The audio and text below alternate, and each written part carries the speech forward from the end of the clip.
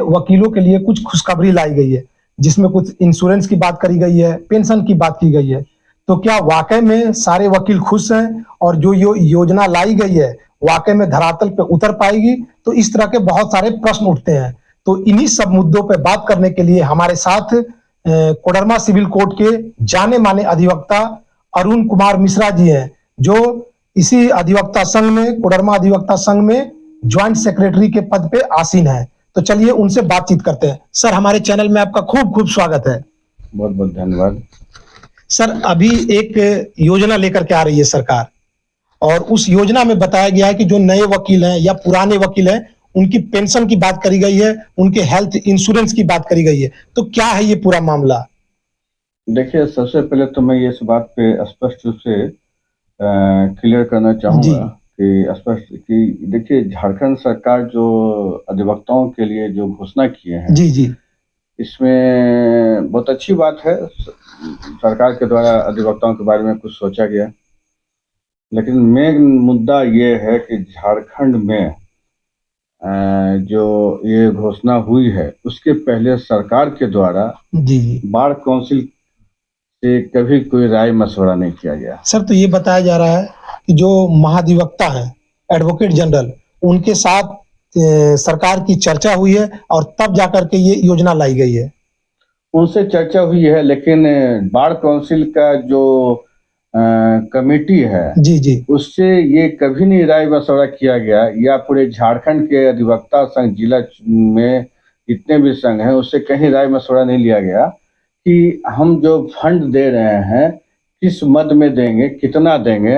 अभी ये जो घोषणा हुई है, ये चुनाव को लेकर के माना जाए कि 2024-25 जी में मात्र 6 महीना बचा है। जी, सितंबर तो चल ही रहा है। सितंबर चल रहा है, तो 2024-25 का ये में है, और झारखंड में लगभग कुल 35,000 जी अधिवक्ता है। वो जो सर ट्रस्टी कमेटी में जो इनरोल्ड है, उसमें 35,000 में मात्र 15,000 ट्रस्टी कमेटी में मेंबर है। जी, तो हम लोग पहले से bar council of state bar से जो है, पहले से ये योजना है, उसमें जो ट्रस्टी कमेटी के मेंबर जो बने हैं, उन्हीं को पेंशन की लाभ मिलता है। उसमें एक बहुत सारे ये है, शर्त है कि उन्होंने 65 साल के बाद जो है अपने लाइसेंस को सरेंडर कर देते हैं। उसके बाद उनको 7,000 रुपया मतलब सर पर मंथ उनको पेंशन मिलता है। ये पहले से लागू है। मतलब जिनकी एज 65 वर्ष हो गई है, वो अपने लाइसेंस को सरेंडर कर देते हैं और उसके बाद में उन्हें पेंशन दिया जाता है। वो पहले से योजना, उसके बाद सर वो प्रैक्टिस नहीं कर सकते। तो सर, ये जो पेंशन की जो राशि है, ये कहाँ से देती है? ये पेंशन की राशि स्टेट बार के द्वारा दिया जाता है। जो मतलब वेलफेयर टिकट, जो वेलफेयर टिकट जो 15 रुपए का पहले सभी जिला में सभी अधिवक्ताओं के द्वारा जो लगाया जाता था, शपथ पत्र में लगाया जाता है, वो पहले 15 रुपए का वेलफेयर टिकट लगता था। अब वो एफिडेविट है और विभिन्न तरह का एग्रीमेंट में, सारा पेपर में। तो अब वो वही राशि जो है जमा होता था, उसी राशि को क्रेडिट में जमा होता था, उसी राशि से वेलफेयर कमेटी के द्वारा जो है पेंशन में। और सर, अगर मान लीजिए कि किसी के साथ 15 रुपया से 30 रुपया हो गया है। अच्छा, है ना? ये उसी राशि से पेंशन की योजना। तो सर, एडवोकेटों की संख्या भी बड़ी होगी? एडवोकेट की संख्या तो अभी 15,000 है, लेकिन यही तो है कि अभी किसको मिलेगा, कोई क्या टर्म कंडीशन है, कि क्या योजना है, किस मद में मिलेगा। और बार काउंसिल से सरकार, झारखंड सरकार ने ये राय मशवरा नहीं लिया। ये बात अभी तक हम लोग को क्लियर नहीं हुआ है कि वो पैसा जो पेंशन के लाभ मिलेगा, वो पैसा कहाँ से आएगा। वो अब सरकार देगी कि बार काउंसिल से लिया जाएगा आधा पैसा। सर, तो कितने पैसे की बात हुई है? पेंशन कितना देने की बात हुई है? 5,000 रुपया। सर, बात सुनने में आ रही है कि 7,000 देगी स्टेट, और 7,000 रुपये वो आपके झारखंड जो बार काउंसिल है वो देगी। तो इस तरह से 14,000 रुपए की बात आ रही है। आज के डेट में अभी तक कोई ऐसा लिखित रूप से कुछ नहीं है, हम लोग को नहीं मिला है। मतलब आप लोग के पास में कोई पेपर नहीं आया है। तो हो सकता है झारखंड बार काउंसिल के पास आया हो।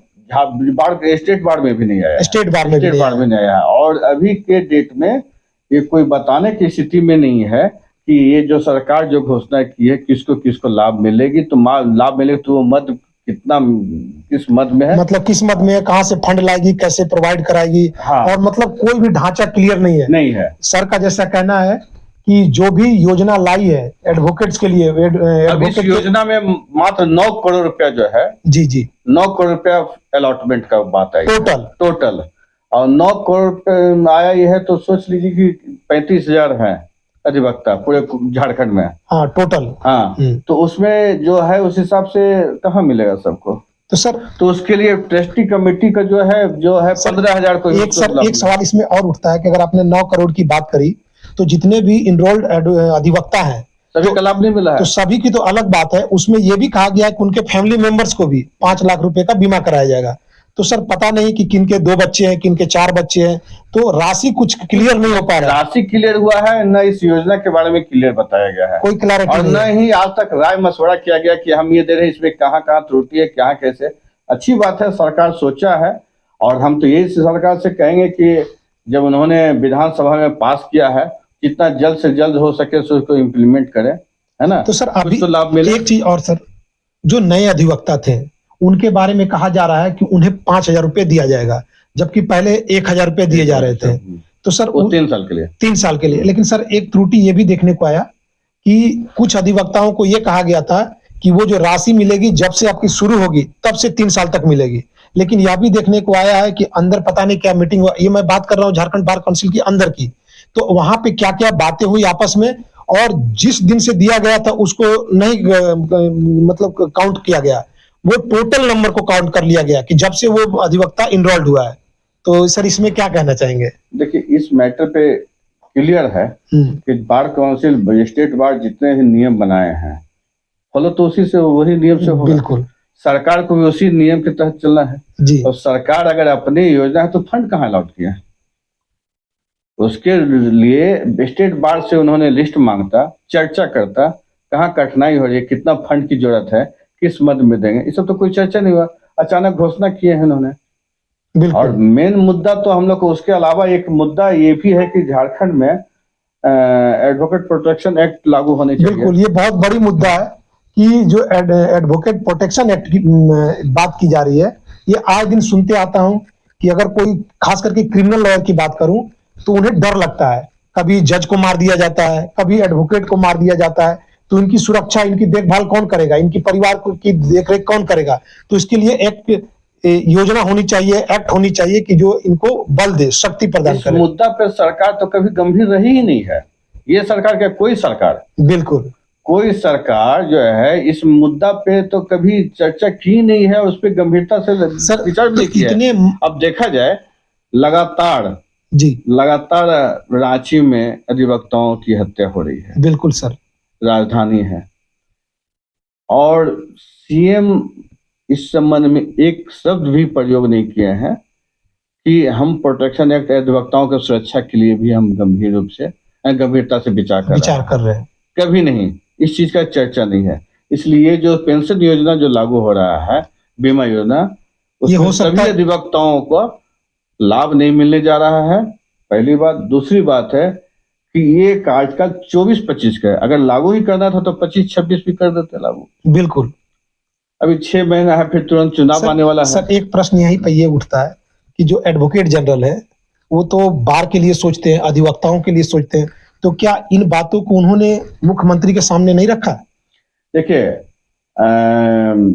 सबसे पहली बात ये आपको बता देता हूं कि स्टेट बार से कभी प्रतिनिधि को, जी, पदाधिकारी को मुख्यमंत्री आवास से, मुख्यमंत्री द्वारा कभी नहीं एक बैठक करके विचार करने के लिए सोचा, तो कभी नहीं। अधिवक्ता एक समाज का अंग है और ये सभी का केस लड़ते हैं और एक सच्चाई की आईना भी दिखाते हैं, मतलब जो हमारा संविधान कहता है, कानून कहता है, जुडिशरी सिस्टम है। तो इन लोग अपने हक के लिए क्यों नहीं लड़ते हैं, क्यों नहीं बात रखते हैं? लगातार आवाज बुलंद की जा रही है, हर माध्यम से, प्रिंट मीडिया से लेकर इलेक्ट्रॉनिक मीडिया से, पत्र के माध्यम से, जी, हर माध्यम से हम लोग आवाज उठा रहे हैं और मांग कर रहे हैं प्रोटेक्शन एक्ट लागू किया जाए। लेकिन कोई भी कोई सरकार इस मुद्दा पर नहीं। ये सिर्फ देखा जाए तो हम लोग संतुष्ट नहीं है। ये जो घोषणा हुआ है, जी, आज घोषणा हुआ है, ये 2 साल पहले भी इस चीज का चर्चा हुआ था, लेकिन उसका अमलीजामा आज तक नहीं हुआ। और अभी भी हम सरकार से ये कह रहे हैं कि ये घोषणा हुआ है, इसको जितना जल्द जो भी हो 15,000 ही एग्जीक्यूट करें, अधिवक्ता हो, इम्प्लीमेंट करें। तो तुरंत इम्प्लीमेंट करें। तो सर क्या लगता है कि सरकार कब तक इम्प्लीमेंट कर देगी? और सरकार के ऊपर निर्भर करता है, कोई गारंटी नहीं। कोई गारंटी नहीं है।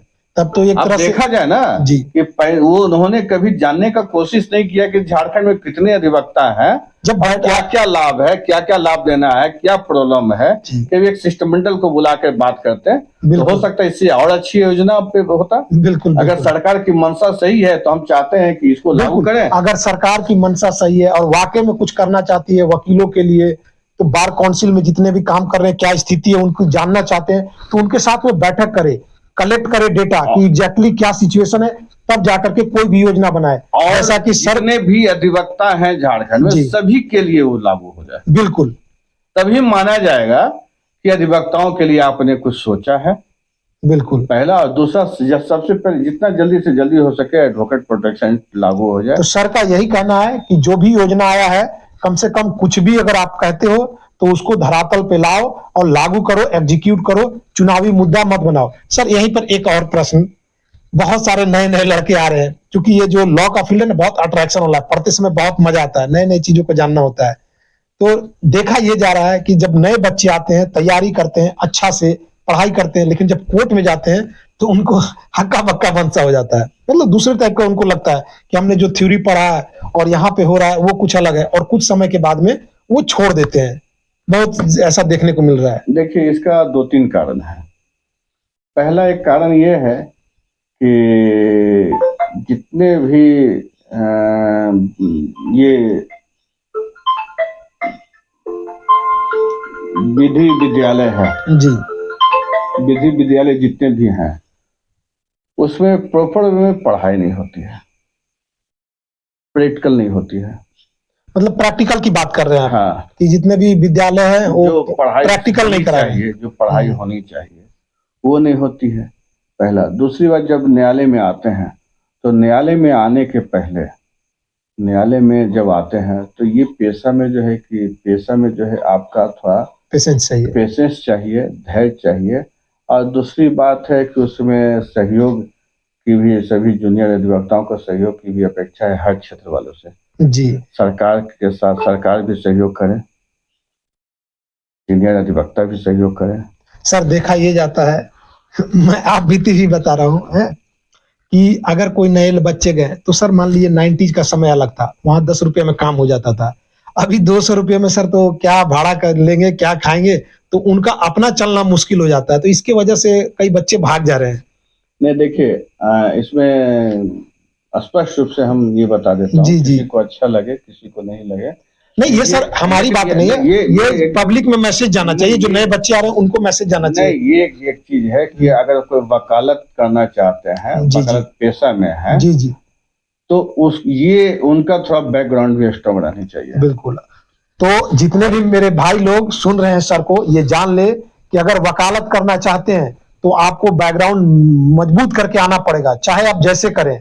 आप पार्ट टाइम में, किताब महंगी है, बुक्स महंगी है, स्टेशनरी महंगी है, बिल्कुल सारी चीज का आपका जो है किताब से लेकर सारे व्यवस्था है, आपको करके तैयारी करके तब आपको कोर्ट में प्रैक्टिस में आना होगा। और एक बात और सर, नए अधिवक्ता को जो लोग पूछते हैं, अब अगर कोई चाहेंगे कि हम कोर्ट में आ जाएं और सीधे अर्निंग शुरू कर दें, अर्निंग शुरू कर ले, तो थोड़ा तो डिफिकल्ट ये है। आज के डेट में संभव नहीं है।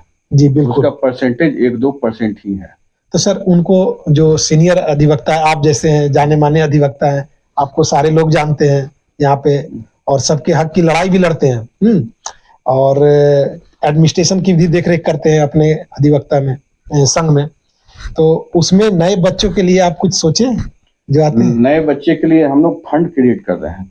अच्छा, मतलब कुछ फंड अभी हम लागू किए हैं कि जो नए नए अधिवक्ताओं हैं उनको अभी हम शुरू किए हैं। जी जी। जैसे ही ये ज्वाइन करते हैं तो अभी एक नए मेजर एक्ट किताब तो शारीरिक सुविधा अच्छा अच्छा दिए हैं।